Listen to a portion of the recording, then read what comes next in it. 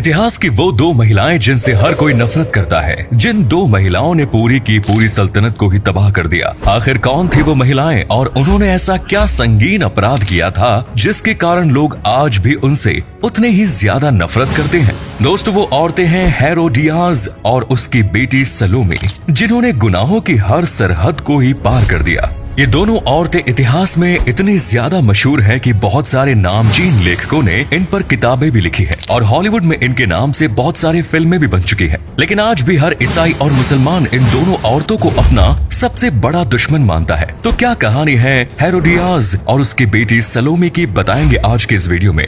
दोस्तों, बात आज से लगभग 2000 साल पहले की है, जब रोम देश पर सीजर अगस्तस की हुकूमत हुआ करती थी।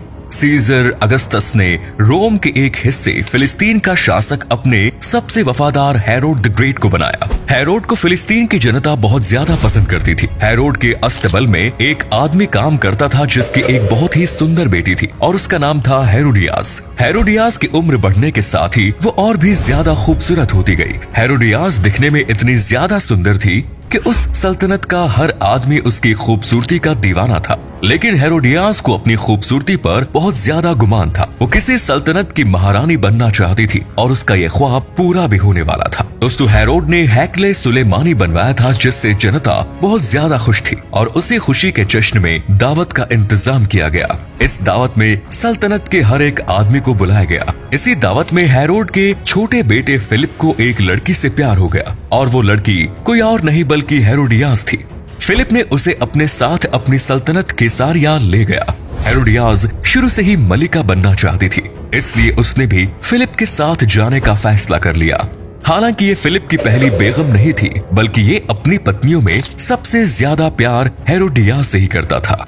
फिलिप की बहुत सारी पत्नियों से वो अपनी सल्तनत के लिए वारिस नहीं पा सका था और अब उसकी सारी उम्मीदें केवल हेरोडियास से ही थी। लेकिन वो भी उसे उसकी सल्तनत के लिए वारिस नहीं दे सकी। कुछ समय बाद हेरोडियास को एक बेटी पैदा हुई जिसका नाम सलोमी रखा गया। फिलिप की सल्तनत को एक वारिस की जरूरत थी और हेरोडियास उसकी इच्छा पूरी नहीं कर सकी, जिसके कारण अब महल में उसकी तवज्जो कम होने लगी। फिलिप अब उसे पहले की तरह प्यार नहीं करता था। अपनी अहमियत कम होता देख हेरोडियास भी फिलिप से दूर होना चाहती थी और उसे किसी शक्तिशाली शहंशाह की तलाश थी।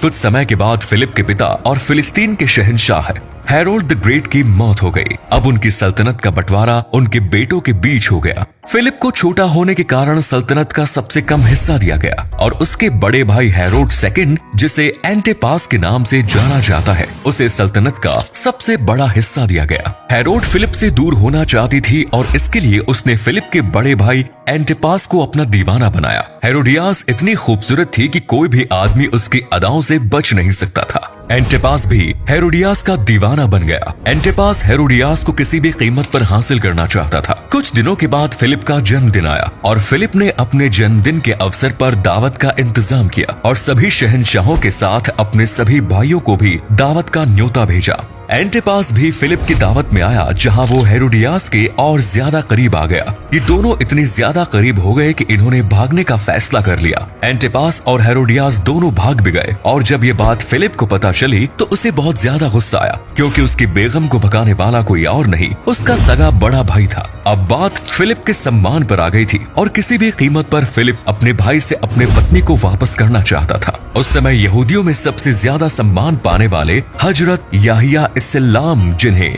यहूदी सम्मान से यूहन्ना कहते हैं, उन्होंने एंटिपास को हेरोडियास से निकाह करने के लिए मना किया, क्योंकि वो उनके छोटे भाई की बेगम थी। लेकिन एंटिपास से उनकी बात नहीं मानी। एंटिपास और फिलिप दोनों सगे भाइयों के बीच केवल एक औरत के लिए कई सारी लड़ाइयां लड़ी गई। इन जंगों में दोनों का बहुत नुकसान हुआ। अंत में उन दोनों के बीच कुछ समझौते हुए, जिसके चलते जंगों को टाल दिया गया। समझौते के अनुसार फिलिप को सल्तनत के कई बड़े हिस्से दिए गए और बदले में एंटिपास ने हेरोडियास को अपने साथ ही रखा। जंगों के खत्म होने के बाद जब हेरोडियास मल्लिका बनी तो उसने हजरत याहिया इस्लाम को, जिन्होंने एंटिपास को हेरोडियास से निकाह करने के लिए मना किया था, उन्हें गिरफ्तार करने का आदेश दे दिया। हजरत याहिया इस्लाम को गिरफ्तार करके हेरोडियास के बगीचे के लिए माली का काम दिया गया, जहां वो बगीचे की देखभाल करते थे। हेरोडियास हजरत याहिया इस्लाम को सजाए मौत देना चाहती थी, लेकिन एंटिपास ने हेरोडियास की बात नहीं मानी और उन्हें कभी भी सजाए मौत का फरमान जारी नहीं किया। सलोमी जो अब काफी बड़ी हो चुकी थी, उसने खूबसूरती के मामले में अपनी माँ हेरोडियास को बहुत पीछे छोड़ दिया। उस सल्तनत में हर कोई सलोमी की खूबसूरती का दीवाना था। एक दिन सलोमी ने बगीचे में काम करते हुए हजरत याहिया इस्लाम को देखा। उन्हें देखते ही सलोमी उनकी दीवानी हो गई और उन्हें अपना दिल दे बैठी। लेकिन हजरत याहिया इस्लाम के लिए किसी अजनबी महिला को देखना भी गुनाह की श्रेणी में आता था। सलोमी ने उन्हें अपने महल में आने का न्योता भेजा, लेकिन उन्होंने सलोमी के न्योते को ठुकरा दिया। इस बात से सलोमी आग बबूला हो गई, क्योंकि आज तक उसने बड़े बड़े राजकुमारों को मना किया था और आज पहली बार वो भी किसी फकीर ने उसके न्योते को मना कर दिया। सलोमी जो हजरत याहिया इस्लाम को अपना दिल दे बैठी थी, अब किसी भी कीमत पर उनका सर अपने कदमों पर करना चाहती थी। कुछ समय के बाद एंटिपास की सालगिरह का मौका आया, जिसमें उन्होंने बहुत ही बड़ी दावत का इंतजाम किया और इस दावत में हर जगह के शहंशाहों को न्योता भेजा। सलोमी ने इस महफिल में अपने नृत्य का प्रदर्शन किया और उसकी खूबसूरती देखकर सभी शहंशाहों की आंखें फटी की फटी रह गई। हालांकि इस नृत्य में सलोमी ने मर्यादाओं की सारे हदें पार कर दी, लेकिन वो किसी भी कीमत पर शहंशाह को खुश करना चाहती थी ताकि उनसे अपनी बात मनवा सके। अंत में एंटिपास ने खुश होकर सलोमी को मुंह मांगा इनाम मांगने की घोषणा की। सलोमी इसी मौके का इंतजार कर रही थी। उसने हजरत याहिया इस्लाम का सर कलम किए जाने का इनाम मांगा।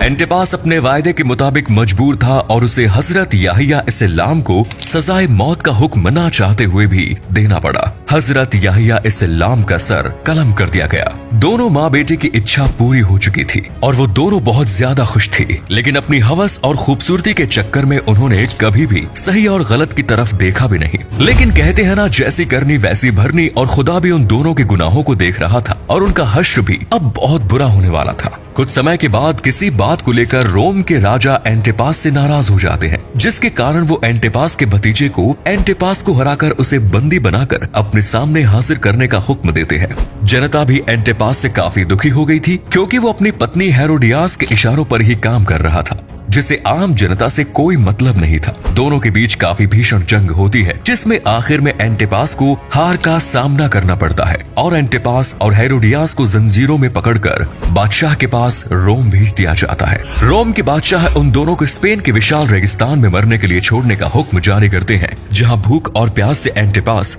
और हेरोडियास दोनों की मौत हो जाती है। एंटिपास की जगह अब उसका भतीजा शहंशाह बन गया और उसने सलोमी को ताउम्र कैद खाने में ही कैद रखा और कैद खाने में ही सलोमी की मौत हो गई। तो दोस्तों, ये थी हेरोडियास और उसकी बेटी सलोमी की असली कहानी, जिन्होंने अपनी हवस और खूबसूरती के गुमान में कई निर्दोष लोगों को मौत की घाट उतरवा दिया और अंत में उनका अंजाम भी बहुत बुरा हुआ। इसी कारण से इन दोनों से लोग आज भी उतनी ही ज्यादा नफरत करते हैं। दोस्तों, अगर आपको ये वीडियो पसंद आई हो तो इसे अधिक से अधिक लाइक और शेयर करें। साथ ही हमें कमेंट करके बताएं कि आपको इनमें से कौन सा फैक्ट सबसे ज्यादा मजेदार लगा। आज के लिए इतना ही। आपसे फिर मिलेंगे एक नई वीडियो और ढेर सारी रोचक जानकारियों के साथ।